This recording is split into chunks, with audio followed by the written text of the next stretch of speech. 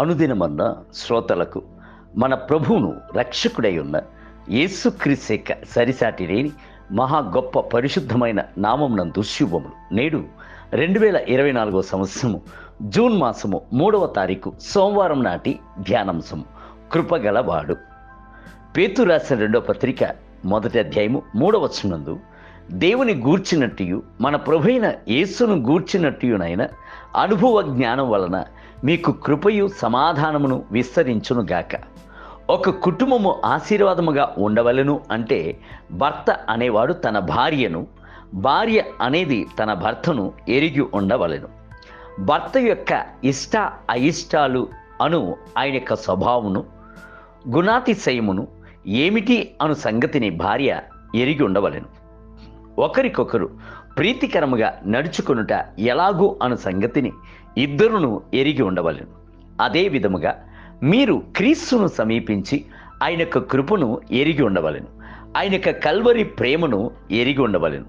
ఆయన యొక్క జాలిని, కృపను, వాత్సల్యతను ఎరిగి ఉండవలెను. దేవుణ్ణి, మన యొక్క ప్రభువైయున్న యేసుక్రీస్తును ఎరిగేటువంటి జ్ఞానము చేత నిశ్చయముగానే మీకు కృపయు సమాధానమును అత్యధికమగును.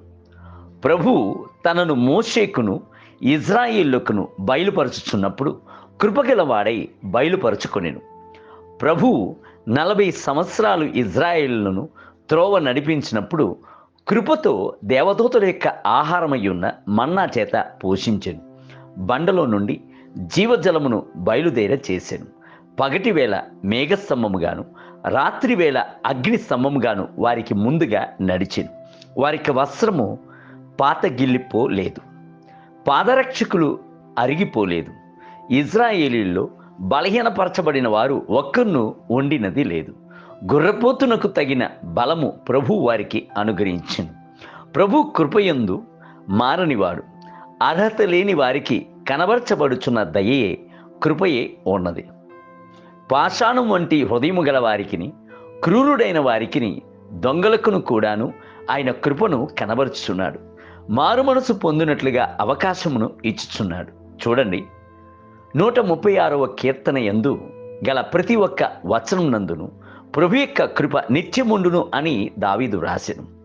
బైబిల్ గ్రంథము సెలవిచ్చుచున్నది, ఆయన పరిపూర్ణతలో నుండి మనమందరము కృప వెంబడి కృపను పొందితిమి. ధర్మశాస్త్రము మోషే ద్వారా అనుగ్రహింపబడెను, కృపయు సత్యమును యేసుక్రీస్తు ద్వారా కలిగెను. యోహాను సువార్త 1వ అధ్యాయము 16 మరియు 17 వచనం. నేను సేవకు వచ్చుచున్నప్పుడు ఒక అనుభవము కలిగి ఉన్న సేవకును చూచి, అయ్యా, నేను అంతం వరకు ప్రభువునందు నిలిచుండి నమ్మకముగాను యథార్థముగాను సేవను చేయుటకు కోరుచున్నాను. దాని కొరకు నేనేమి చేయవలను అని అడిగాను. అందుకు ఆ సేవకుడు, తమ్ముడు, ఎల్లప్పుడూ ప్రభు యొక్క కృపయందు ఆనుకొనుము. నీవు ప్రభు ఎదుటను ప్రజల ఎదుటను మిక్కిలి దీన మనసు గలవాడై నడుచుకొనుచున్నప్పుడు ప్రభు నీకు కృప వెంబడి కృపను అనుగ్రహించును. అట్టి కృపయందు నీ యొక్క పరుగును విజయవంతముగా పరిగెత్తి కడముట్టించవచ్చును అని చెప్పాను.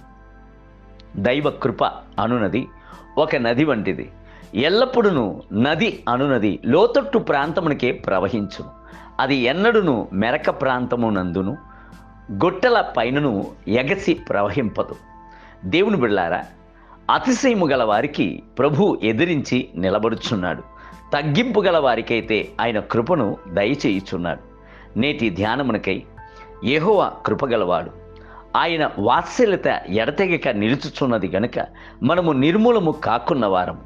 అనుదినము నూతనముగా ఆయనకు వాత్సల్యత పుట్టుచున్నది. నీవు ఎంతైనా నమ్మదగిన వాడవు. విలాప వాక్యములు 3వ అధ్యాయం 22 మరియు 23 వచనములు. నేటి వేదపఠనము ఉదయము 2వ దినవృత్తాంత గ్రంథములు 19 మరియు 20 అధ్యాయములు. సాయంత్రం యోహాను సువార్త 13వ అధ్యాయం 21 మొదలుకొని 38 వచనములు. ప్రభువు మిమ్ములను దీవించునుగాక. ఆమేన్.